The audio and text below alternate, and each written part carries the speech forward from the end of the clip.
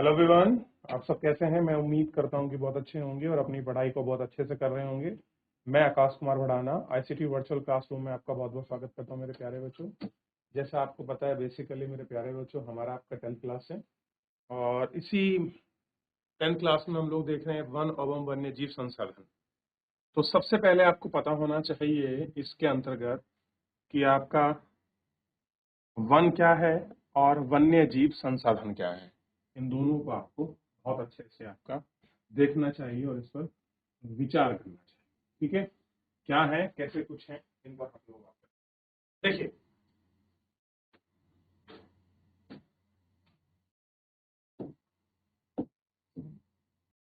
कह रहे हैं कि इस ग्रह पर हम सूक्ष्म जीवों और बैक्टीरिया, जोक से लेकर वृक्ष, वट वृक्ष, हाथी और ब्लू व्हेल तक करोड़ों एक दूसरे जीवधारियों के साथ रहते हैं। कैसे हैं? एक जीवधारियों के साथ। यह पूरा आवास स्थल जिस पर हम रहते हैं अत्यधिक जैव विविधताओं से भरा हुआ है। कैसा है? अत्यधिक जैव विविधताओं से आपका भरा हुआ है। कह रहे हैं कि मानव और दूसरे जीवधारी एक जटिल पारिस्थितिकी तंत्र का निर्माण करते हैं। कह रहे हैं कि यहाँ के जो आपके मानव हैं और जितने भी दूसरे जीवधारी हैं, ये एक दूसरे के साथ कैसा करते हैं? एक जटिल यानी कि एक हार्ड बॉन्ड आपका बनाते हैं, जिसका मात्र एक हिस्सा है और अपने अस्तित्व के लिए विभिन्न तत्वों पर निर्भर करता है। कैसा करता है? विभिन्न तत्वों पर निर्भर करता है। उदाहरणतः वायु जिसमें हम सांस लेते हैं, जल जिसे हम पीते हैं और मृदा जो अनाज पैदा करती है, जिसके बिना हम जीवित नहीं रह सकते। पौधे, पशु, सूक्ष्म जीव इनका पुनः सर्जन करते हैं। वन पारिस्थितिकी तंत्र में महत्वपूर्ण निभाते हैं। और क्या कहते हैं? महत्वपूर्ण निभाते हैं, क्योंकि ये प्राथमिक उत्पाद हैं जिन पर दूसरे जीव निर्भर रहते हैं। कह रहे ये ऐसे उत्पाद हैं जिन पर आपका दूसरे जीव आपका निर्भर रहते हैं। ठीक है। अब कह रहे हैं कि जीव, वन्य जीव और कृषि फसल उपज में अत्यधिक जैव विविधता पाई जाती है और यह आकार और कार्य के विभिन्न परंतु अंतर संबंधों में एक जटिल जात यानी कि तंत्र, एक गुत्थी के रूप में हमारे सामने प्रकट होती है। अब है भारत में वनस्पति जात और प्राणी जात। कह रहे आप आसपास में नजर दौड़ाते हैं तो आप पाएंगे कि क्या कुछ ऐसे प्राणी और पौधे हैं जो आपके क्षेत्र में ही पाए जाते हैं। कैसे हैं? जो आपके क्षेत्र में ही आपका पाए जाते हैं। वास्तव में भारत जैव विविधता के संदर्भ में विश्व के सबसे समृद्ध देशों में से एक है।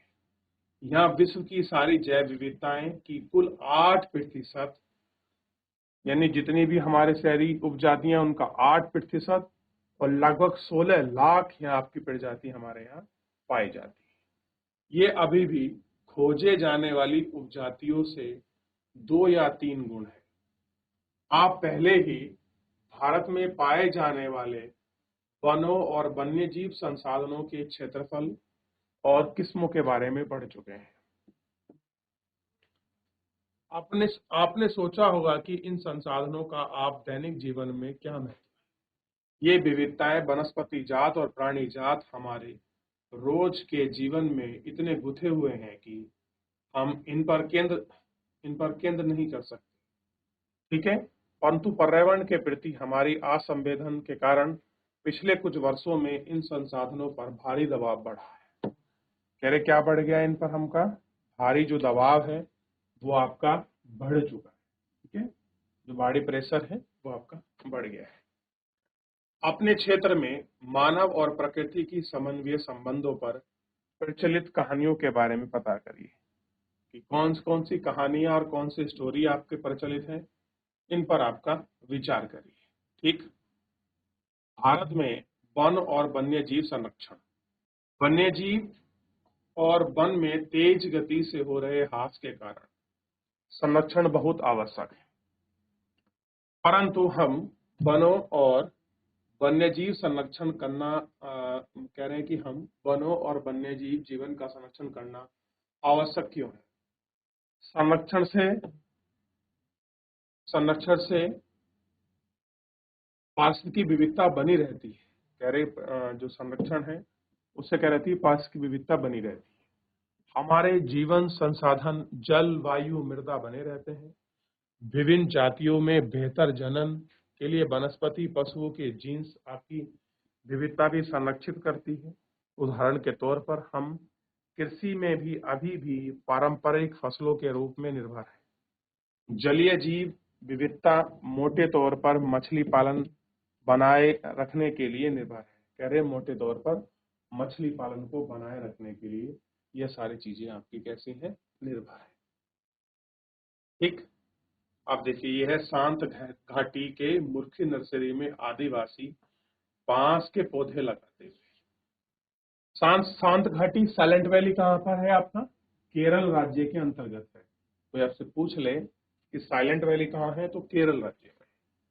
देखिए कैसे कैसे ये लोग छोटे, आप देखेंगे छोटे जंगली उत्पाद को आदिवासी महिला और सूखे पत्ते को एकत्र करती हुई महिला यहाँ आपको दिखाई देंगी कि कैसे ये अपने उत्पाद को एक स्थान से दूसरे स्थान पर बेचने के लिए ले जाते हैं।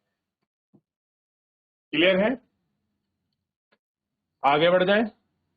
अब देखिए 1960 और 1970 के दशक के दौरान पर्यावरण संरक्षणों ने राष्ट्रीय वन्य जीव सुरक्षा कार्यक्रम की पुरजोर मांग की है। फिर एक टाइम था 1960 और 70 के दशक मतलब 10 साल के बीच के दौरान की अवधि को ही हम आपका दशक कहते हैं। कहने के दौरान क्या था, पर्यावरण संरक्षकों ने राष्ट्रीय वन्यजीव सुरक्षा कार्यक्रम पर पुरजोर मांग की है। भारतीय वन्यजीव अधिनियम 1972 में लागू किया गया, जिसमें वन्यजीवों के आवास रक्षण के अनेक प्रावधान थे। भारत में लक्षित जनजातियों की सूची में भी प्रकाशित की गई। इस कार्यक्रम के तहत बची हुई संकटग्रस्त जाति के बचाव पर शिकारी प्रतिबंध, वन्यजीव आवासों की कमी, क्षरण, कानूनी जीवों के व्यापार पर रोक पर पुरजोर बल दिया है। तत्पश्चात केंद्र सरकार व कई राज्य सरकारों ने राष्ट्रीय पहचान और वन्यजीव पशु विहार स्थापित किए हैं, जिनके बारे में आप पहले पढ़ चुके हैं। केंद्र सरकार ने कई परियोजनाओं की घोषणा, जिनका उद्देश्य गंभीर खतरे में पड़े कुछ विशेष प्राणियों की रक्षण प्रदान करना है। इन प्राणियों में बाघ, एक सींग वाला गैंडा, कश्मीरी हिरण, हुंगुल, 3 प्रकार के मच्छर, जलमग्न और लवणीय जल, घड़ियाल, एशियाई और अन्य प्राणीजीव शामिल हैं। जिसके अतिरिक्त कुछ समय पहले हाथी, काला हिरण, चिकंगा, भारतीय गोंडा, हिम तेंदुआ आदि के संपूर्ण और आंशिक प्रतिबंध लगाकर कानूनी रक्षा में शरण दिया गया। कह रहे अब इनको क्या कर दिया गया है, कानूनी संरक्षण के अंतर्गत प्रावधान में इनको हम लेकर आए हैं। और कौन सा एक्ट लगाया हमने, ध्यान दीजिए, ये बहुत बार पूछा जाता है, तो हम ध्यान रखेंगे इस वाले एक्ट को। एक्ट है हमारा भारतीय वन्यजीव संरक्षण अधिनियम 1972 लागू किया गया है। ठीक, और इसमें सारी जातियों को आपका क्या गया है, जो उनको सूचीबद्ध और प्रकाशित की गई है। और ध्यान रखना, कार्यक्रम में संकटाग्रस्त जातियों के बचाव और शिकार पर प्रबंधन, आवासीय कानून निर्माण सब स्थापित किए गए और केंद्र सरकार की परियोजनाओं भी शुरू की गई हैं, जो चीज आपका खतरे में पड़ी है उनको बचाने के लिए। इनमें एक आपको पहले बताया, जब बाघ हो गया, एक सींग वाला गैंडा हो गया, कश्मीरी हिरन, हंगुल जिसको कहते हैं, ठीक है, और 3 प्रकार के मगरमच्छ है, स्वच्छ जल के मगरमच्छ, लवणीय जल के मगरमच्छ और घड़ियाल, एशिया। ये सारे चीजें क्या हैं, इसके अंतर्गत आपका शामिल किए गए हैं। कुछ हाथी, काले हिरण, चिकारा, गोंडवाना और हिम तेंदुआ आदि के क्या हैं, शिकार और व्यापार पर पूर्ण रूप से आपका प्रतिबंध लगाकर हम इन सब चीजों को बड़े अच्छे से आपका देख सकते हैं और बड़े अच्छे से हम बात भी कर सकते हैं। अब इसी में आपको पता होगा वन्यजीव संरक्षण एक्ट के तहत हमने एक प्रोजेक्ट चलाया था, जिसका नाम था बाघ परियोजना, यानी कि टाइगर प्रोजेक्ट के रूप में हम इसको जानते हैं।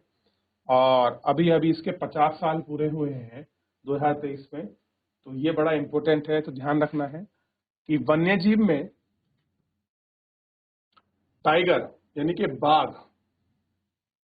एक महत्वपूर्ण जंगली जाति है। 1973 में अधिकारियों ने पाया कि देश की 20वीं शताब्दी के आरंभिक में बाघों की संख्या, अनुमानित संख्या यानी कि स्टार्टिंग कितनी थी, 55,000 से घटकर 1,827 रह गई है।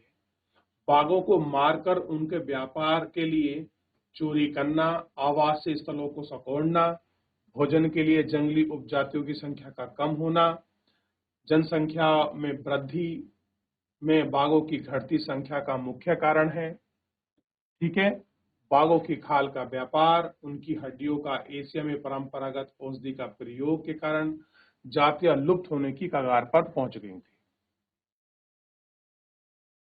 क्योंकि भारत और नेपाल दुनिया के 2/3 बाघों का आवास है, यानी कि भारत और आपका नेपाल में कितना है, 2/3। इसको कैसे रेक्टिफाई करेंगे, 2/3 करेंगे, ये होगा 200/3। तो 3 छक 18 और 3 छक 18, लगभग आपका 67% पॉपुलेशन बाघों की भारत और आपका नेपाल में ही निवास करती है। और ये क्षेत्र कौन सा है, ये सैराब आपका तराई वाला क्षेत्र है जहां पर ये निवास करते हैं। तो ध्यान रखना, भारत और नेपाल में दुनिया के 2/3 जो हैं बाघ हमको देखने के लिए मिल जाते हैं। अतः देश के शिकारी चोरी, गैर कानूनी व्यापार करने वाले मुख्य निवेशक हैं। प्रोजेक्ट टाइगर विश्व की बेहतरीन वन्यजीव परियोजनाओं में से एक है और इन योजनाओं में 1973 में हुई है। बाघ संरक्षण मात्र एक संकटग्रस्त जाति को बचाने का प्रयास नहीं है, अपितु इसका उद्देश्य बड़े आकार के जैव जीव को बचाना है। उत्तराखंड में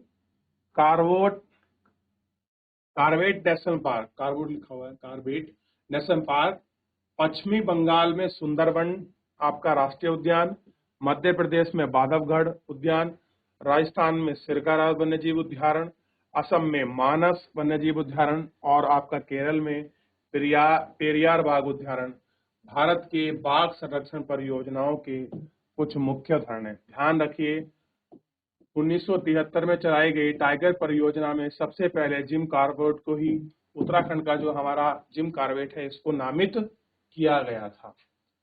तो अगर कोई आपसे पूछ ले कि टाइगर रिजर्व क्या है, तो आपको पता होना चाहिए इसकी शुरुआत कब हुई, क्या था, कैसे कुछ था, इन सब के विषय में आप अच्छे से एक्सप्लेन कर सकते हैं, उनको बता सकते हैं। देख लिया, चलिए आगे बढ़ जाऊं।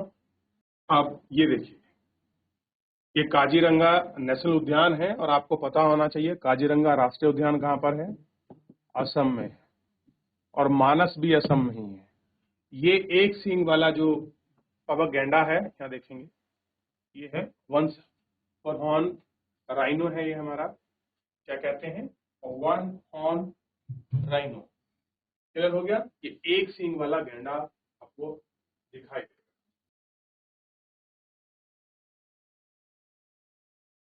चलिए आगे बढ़े।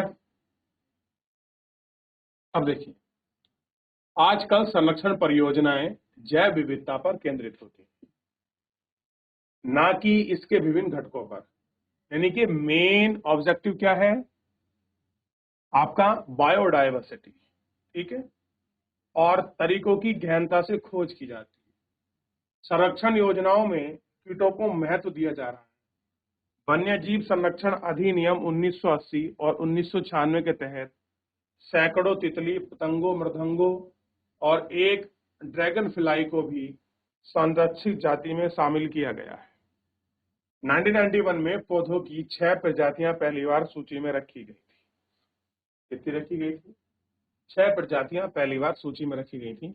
ध्यान रखना है, आपका वन्यजीव अधिनियम 1980 और 86 के तहत बहुत सारे इनको रखा गया है, और वो है वन्यजीव संरक्षण अधिनियम। ये कौन सा है, वन्यजीव संरक्षण अधिनियम 1972 है, और ये है आपका वन्यजीव अधिनियम। ठीक है, और सबसे पहले 1991 में हमने 6 स्पीसीज को इस सूची के अंतर्गत रखा था। भारत में वन्यजीव पशु विहार राष्ट्रीय उद्यान के बारे में जानकारी प्राप्त करने पर एक चित्र बनाइए और उसमें सब कुछ आपको देख लेंगे।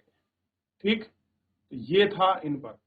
अब सबसे पहले हम बात करेंगे आपका वन और वन्यजीव संसाधनों के प्रकार और आपका वितरण पर हम लोग बेसिकली इसमें बात करेंगे। ठीक है, ठीक। अब देख लीजिए वन्यजीव और प्रकार।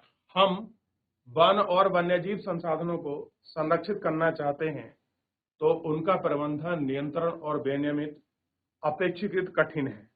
भारत में अधिकांश वन और आपका वन्यजीव या तो प्रत्यक्ष रूप में सरकार के अधीन क्षेत्र में रहते हैं या वन विभाग व अन्य आपके विभाग के जरिए प्रबंधन में होते हैं। निम्न में से आप इन पर विचार करें। पहला है आरक्षित वन, जिसको हम कहते हैं रिजर्व फॉरेस्ट। क्या कहते हैं? आरक्षित वन। पहला है आरक्षित वन। आरक्षित वन में क्या है? देश के आधे से अधिक क्षेत्र पर आरक्षित वन घोषित है। आरक्षित का मतलब होता है रिजर्व है बेसिकली, जहां वन और वन्यजीव प्राणी की संरक्षण की बात है। किसकी? जितने भी वन हैं और उनमें रह रहे जितने भी वन्यजीव प्राणी, उनके हम क्या करते हैं बेसिकली, अब उनके संरक्षण की बात करते हैं। आरक्षित वनों को सर्वाधिक मूल्यवान माना जाता है। कैसे हैं मूल्यवान? तो ये होगा रिजर्व फॉरेस्ट। अब है आपका रक्षित। वन विभाग के अनुसार देश में कुल क्षेत्र का 1/3 हिस्सा रक्षित है, यानी कि 1/3 पास हमारे पास वन होने चाहिए। वनों को अधिक नष्ट होने से बचाने के लिए इनकी सुरक्षा की जानी चाहिए। ठीक। अगला है आवर्गीय वन। आवर्गीय वन मतलब सभी प्रकार के वन और बंजर भूमि जो सरकार, व्यक्ति और समुदाय के स्वामित्व पर होते हैं, उन्हें क्या कहते हैं? आवर्गीय वन कहा जाता है। क्या कहा जाता है? आवर्गीय वन कहा जाता है। ठीक। आरक्षित और रक्षित वन ऐसे स्थायी वन हैं जिनका रखरखाव इमारती लकड़ी, अन्य पदार्थ उनके बचाव के लिए मध्य प्रदेश में स्थायी वनों के अंतर्गत सर्वाधिक क्षेत्र आता है। अगर हम स्थायी वन की बात करें तो सबसे ज्यादा कौन क्षेत्र आता है? तो ध्यान दीजिए, तो आपका मध्य प्रदेश का क्षेत्र है वो आपका आता है। ठीक। इसके अंतर्गत जम्मू कश्मीर, जम्मू कश्मीर, आंध्र प्रदेश, उत्तराखंड, केरल, तमिलनाडु, वेस्ट बंगाल, महाराष्ट्र के वनों का भी एक बड़ा आरक्षित अनुपात इनमें है।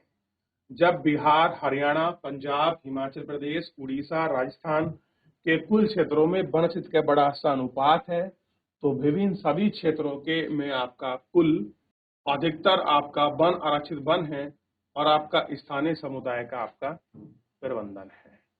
तो ये सारी चीज इसके अंतर्गत आपका निहित है और इसके अंतर्गत हम इनको देख सकते हैं कि कैसे ये आपका वन है। तो एक बार इनको आप अच्छे से देखिए कि घड़ियाल ऑन बैंक क्या न्यूज है, कैसे आरक्षित वन है, एक बार इन पर विचार करिए। तो घड़ियाल ऑन बैंक तक हम लोगों ने देख लिया। तो फिलहाल हमने बहुत सारी चीजों को पढ़ा, एक्ट को पढ़ा, रिजर्व को पढ़ा, क्या कैसे था, इनको सब पर हमने देखकर बड़े अच्छे से बात कर ली, विचार कर लिया। यहाँ तक किसी का कोई डाउट, कोई क्वेरी है मेरे प्यारे बच्चों तो आप मुझसे पूछ लीजिए। ठीक। तो फिलहाल जो है मेरे प्यारे बच्चों, आज के लिए इतना ही। थोड़ा आप घड़ियाल के विषय में पढ़िए और फिर हम मिलते हैं नेक्स्ट लेक्चर में और शेष इसमें आपको चर्चा। धन्यवाद।